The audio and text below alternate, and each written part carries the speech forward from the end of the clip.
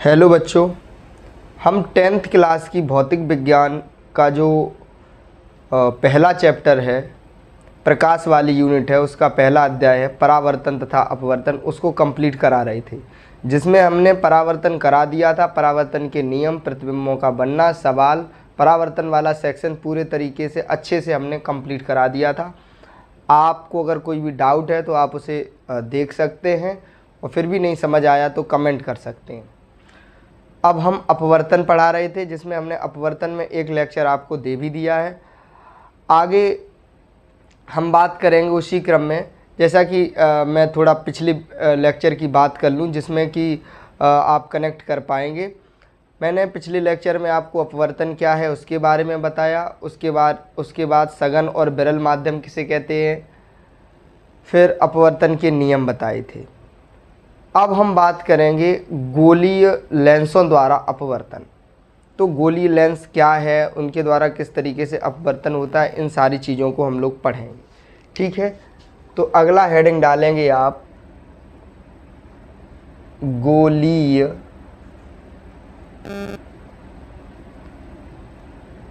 लेंसों द्वारा अपवर्तन।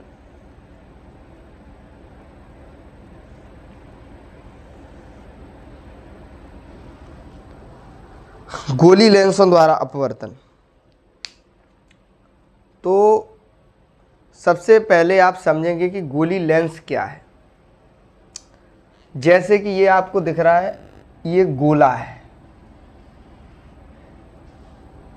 चूंकि गोला जो होता है वो 3 डायमेंशनल होता है, त्रिविमीय होता है, और ये बोर्ड है, इस पर त्रिविमीय आकृति नहीं बनाई जा सकती। अब आप समझेंगे कि कोई गोला और वृत्त है क्या। व्यवहारिक रूप से समझेंगे तो जो साइकिल की रिम है वो एक वृत्त है, चूड़ी है वो एक वृत्त है, और गेंद है वो एक गोला है। ठीक है, तो हम लोग अभी वृत्त की बात नहीं कर रहे, हम लोग बात कर रहे हैं गोले की। क्लियर, जैसे कि गेंद की। तो यदि हम, ये गोला है, इसी तरीके से एक और ये गोला लिया, इन दोनों को काट दिया, इनका इतना भाग ले लिया, तो ये एक लेंस बन गया। ठीक है, इसको कहते हैं उत्तल लेंस। एक ये गोला लिया, एक ये गोला लिया, और इनको आपस में इस तरीके से जोड़ दिया और इस भाग को हटा दिया। ये बेटा बन गया हमारा अवतल लेंस। समझ आया होगा। तो गोलीय लेंस हैं वो 2 प्रकार के होते हैं, एक तो उत्तल लेंस और दूसरा अवतल लेंस। इन्हें गोलीय लेंस क्यों बोला, क्योंकि इनका जो निर्माण है वो गोले से हुआ है। ये बने हैं किससे मिलके, गोले से मिलके बने। अभी मैंने बना के पूरा बताया किस तरीके से बने हैं। तो अब आप इसमें लिखेंगे, सबसे पहले हेडिंग डालिए गोलीय लेंस। गोलीय लेंस लिखिए। गोलीय लेंस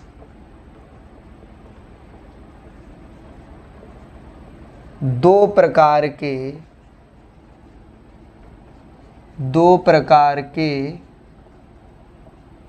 होते हैं। नंबर 1 उत्तल लेंस, नंबर 2 अवतल लेंस। तो गोली लेंस कितने प्रकार के होते हैं, 2 प्रकार के होते हैं, उत्तल लेंस और अवतल लेंस। बेटा जैसा कि हमने दर्पण पढ़ा था, दर्पण में क्या था कि एक तरफ पॉलिश थी, और लेंस कैसा होता है, इसमें आर पार प्रकाश की किरण है वो आर पार निकल जाती है ना। और अपवर्तन कब होगा, जब प्रकाश की किरण आर पार जाएगी। तो दर्पण से परावर्तन होता है और लेंस से अपवर्तन होता है। ये बात हम याद रखेंगे, ठीक है, कंफ्यूज नहीं होना है। अपवर्तन और परावर्तन में। आप दोनों वीडियो को जो मैंने बनाई हैं अपवर्तन परावर्तन वाली, उन्हें भली भांति देख लेंगे, उसके बाद यहाँ आएंगे तब समझ आएगा। उत्तल लेंस और अवतल लेंस, तो हेडिंग डालेंगे सबसे पहले उत्तल लेंस। उत्तल लेंस, किसी भी चीज़ को जब हम पढ़ते हैं तो सबसे अच्छी बात यह है कि हम जो परिभाषा है, जो प्रश्न है, उसको यदि हम डिकोड करें तो हमें आधा उत्तर वहीं से मिल जाता है। इसमें लिखा हुआ है उत्तल। उत्तल माने होता है उभरा हुआ तल, ऐसा लेंस जिसका तल उभरा हुआ होता है या बीच में मोटे होते हैं, किनारों पर कैसे होते हैं, पतले होते हैं, उन्हें क्या कहते हैं हम, उत्तल लेंस कहते हैं। तो इसमें लिख लेंगे हम लोग वे लेंस जो बीच में मोटे और किनारों पर पतले होते हैं,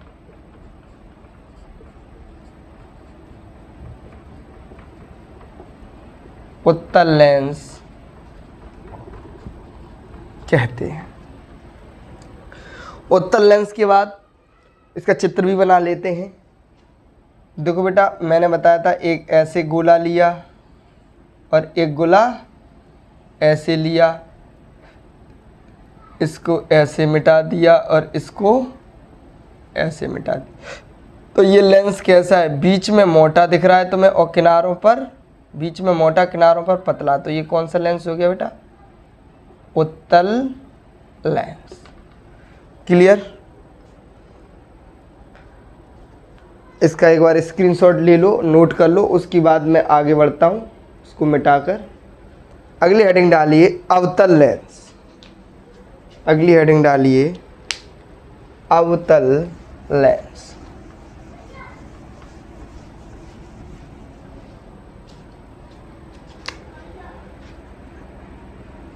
अवतल लेंस, तो अवतल लेंस बेटा किसे कहेंगे, अवतल यानी कि जिसका तल दबा हुआ हो। क्लियर। तो उसको लिखते हैं वे लेंस जो बीच में पतले तथा किनारों पर मोटे होते हैं,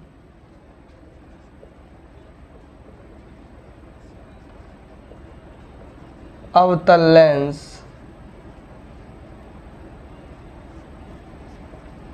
कहलाते हैं। बना लेंगे इस तरीके से, ये है तुम्हारा अवतल लेंस। क्लियर। तो समझ आ गया होगा कि लेंस दो प्रकार के हैं, उत्तल लेंस, गोलीय लेंस दो प्रकार के हैं, उत्तल लेंस और अवतल लेंस। वे लेंस जो बीच में मोटे और किनारों पर पतले होते हैं उन्हें उत्तल लेंस कहते हैं, और जो लेंस बीच में पतले और किनारों पर मोटे होते हैं उन्हें अवतल लेंस कहते हैं। इसको नोट कर लेंगे, लिख लेंगे, उसके बाद हम आगे बढ़ते हैं। नोट कर लिया। अब बात आती है, लेंस तो हमने लिख लिए, समझ लिए। अब बात आती है कि इन लेंसों द्वारा प्रतिबिंब किस तरीके से बनते हैं, प्रकाश की किरण किस तरीके से जाती है।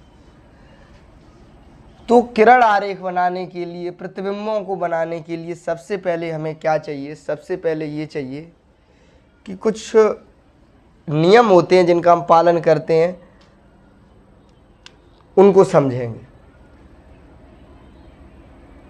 तो यहाँ लिख लो किरण आरेख।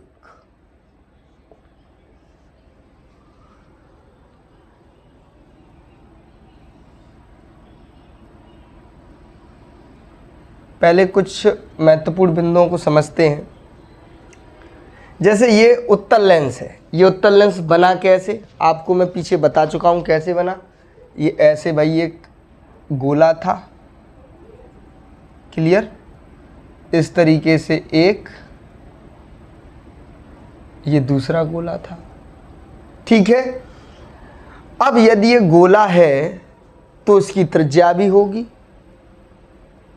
और त्रिज्या है तो यहां से इस गोले की त्रिज्या मान लो ये है, और इस गोले की त्रिज्या मान लो ये है। इस रेखा को हम लोग बोलते हैं मुख्य अक्ष। क्या बोलते हैं? मुख्य अक्ष। यहां से यहां तक की दूरी इसकी त्रिज्या होगी, इसको बोलते हैं 2f।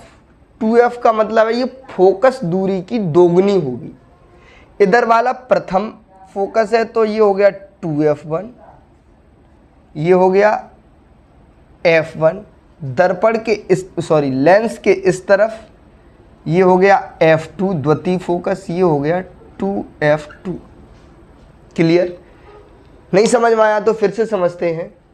ये एक गोले का भाग है, ये वाला, ये भी एक गोले का भाग है। यदि गोला है तो गोले की त्रिज्या भी होगी, और त्रिज्या फोकस दूरी की दोगुनी होती है। ये मैं पहले ही बता चुका हूँ, लेंस में भी, दर्पण में भी मैंने बताया था कि त्रिज्या जो होती है वो फोकस दूरी की दोगुनी होती है, या फोकस दूरी वक्रता त्रिज्या की आधी होती है। क्लियर? तो इधर वाला इसे प्रथम फोकस बोलेंगे, प्रथम मुख्य फोकस, इसे द्वितीय मुख्य फोकस बोलेंगे। ये पहली वक्रता त्रिज्या है, ये दूसरी वक्रता त्रिज्या है। क्लियर? इस रेखा को मुख्य अक्ष बोलेंगे। इतना समझ में आ गया? ये बन गया तुम्हारा उत्तल लेंस, ठीक है। इसी तरीके से अवतल लेंस में भी होगा। ये अवतल लेंस हो गया, ठीक है ना। तो अवतल लेंस इधर वृत्त होगा, गोला होगा सॉरी, तो उसकी त्रिज्या इधर होगी और इसकी त्रिज्या इधर होगी। तो इसका ये हो गया f1, 2f1, और इसका हो गया f2, और इसका हो गया 2f2, इस तरीके से। क्लियर? तो आप इतना तो समझ गए होंगे कि वक्रता मुख्य अक्ष कौन सी रेखा, ये है, ये इसकी वक्रता त्रिज्या, और ये इसका फोकस है। अब तीन किरणें हैं जिनका हम उपयोग करते हैं प्रतिबिंब बनाने में। तो सबसे पहले ये मुख्य अक्ष के समांतर यदि कोई प्रकाश की किरण आएगी तो अपवर्तन के पश्चात फोकस से होके जाएगी। पहली बात ये है। दूसरी बात क्या है कि यदि कोई प्रकाशिक केंद्र से, मैं लिखाऊंगा एक एक करके पॉइंट, पहले समझ लो।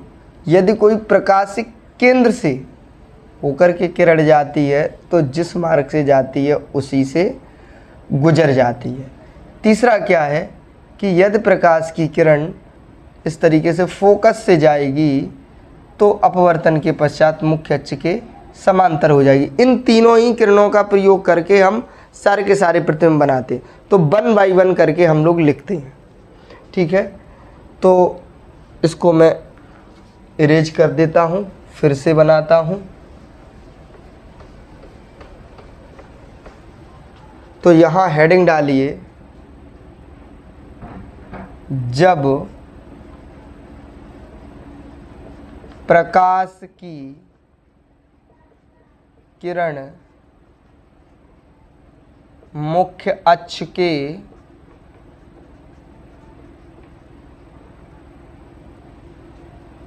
समांतर जाती है। ये बेटा हमने बना लिया उत्तल दर्पण, और ये हमने बना लिया अवतल दर्पण। दोनों ही बना के चलेंगे जिससे कि कन्फ्यूजन ना हो। ये रेखा मुख्य अक्ष कहलाएगी। ये प्रथम मुख्य फोकस f1, ये 2f1, ये f2 और ये 2f2। इसी तरीके से इसमें ये f2, 2f2, f1, 2f1। मुख्य अक्ष के समांतर जाने वाली प्रकाश की किरण कहाँ से होके जाएगी बेटा? अपवर्तन के पश्चात द्वितीय फोकस से होके जाएगी। मुख्य अक्ष के समांतर जाने वाली प्रकाश की किरण अपवर्तन के पश्चात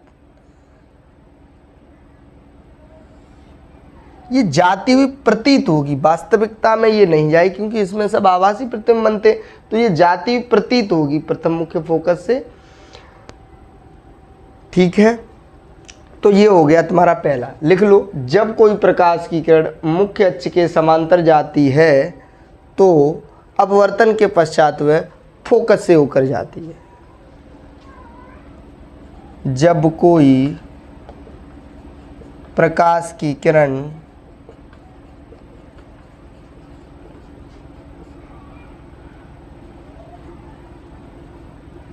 मुख्य अक्ष के समांतर जाती है तो अपवर्तन के पश्चात फोकस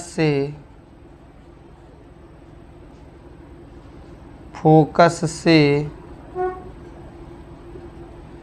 होकर जाती है। ठीक है, पहला पॉइंट हो गया ये। दूसरा पॉइंट लिखते हैं। अभी आप ज़्यादा लोड नहीं लेंगे, आप सिर्फ इसको नोट करेंगे और समझेंगे इनका प्रयोग किस तरीके से उसमें होता है प्रतिबिंबों में, वो हम आगे समझेंगे। इसलिए सिर्फ आपको समझना है। तो लिख लिया होगा आपने। आगे, जब प्रकाश की किरण फोकस से होकर जाती है,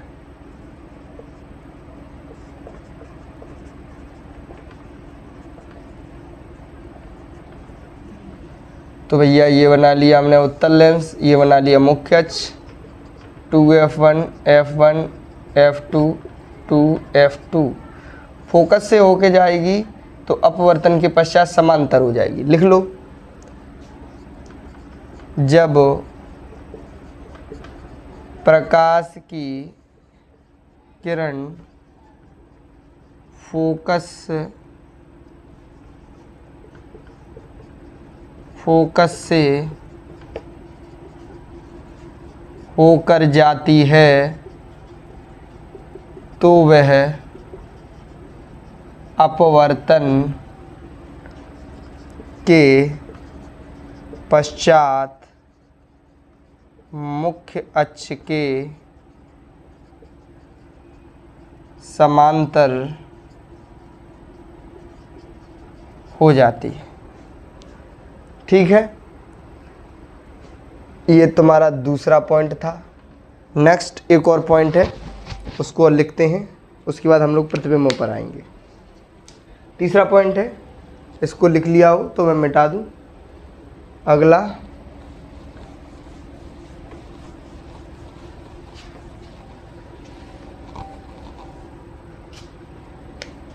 पॉइंट नंबर 3, जब प्रकाश की किरण प्रकाशिक केंद्र से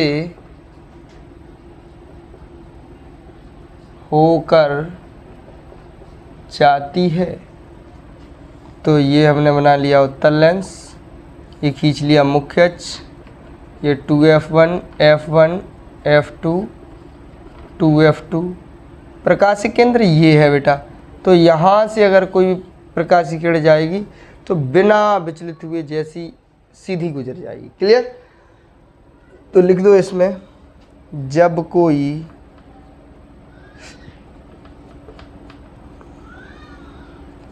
प्रकाश की किरण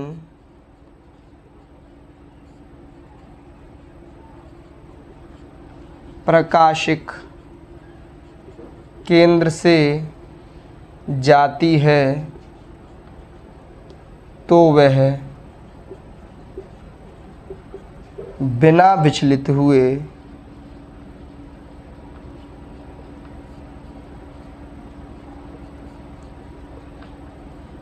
सीधी गुजर जाती। क्लियर? तो ये तुम्हारे 3 पॉइंट हो गए, इन पर ही आधारित हैं सारे के सारे प्रतिबिंब उत्तल लेंस के और अवतल लेंस के। तो इसको आप नोट कर लेंगे। उसके बाद नेक्स्ट हेडिंग डालेंगे उत्तल लेंस द्वारा प्रतिबिंबों का बनना, और वो हम कराएंगे अगले वीडियो में, क्योंकि ये फिर लंबा हो जाएगा बहुत ज़्यादा। तो हेडिंग डाल लेंगे आप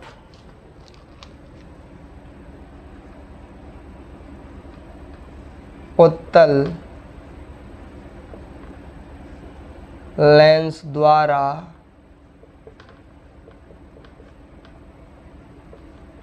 प्रतिबिंबों का बनना। आप ये हेडिंग डाल लें और नेक्स्ट वीडियो में मैं कराऊंगा आगे। तो आशा करता हूँ आपको इतना समझ आया होगा। अगर नहीं समझ आया है तो इससे पहले वाली वीडियो को देखें, अपवर्तन पूरा समझ में आएगा। परावर्तन नहीं समझ में आया तो शुरू से आप जाके देख सकते हैं, ठीक है। और लगातार पढ़ते रहिए और लास्ट तक मैं पूरा सिलेबस कवर करा दूंगा, जिससे कि जो बच्चे विद्यालय नहीं जा पाते हैं किन्हीं कारणों से, वो भी अपने घर पे पढ़ाई कर सकें, ठीक है।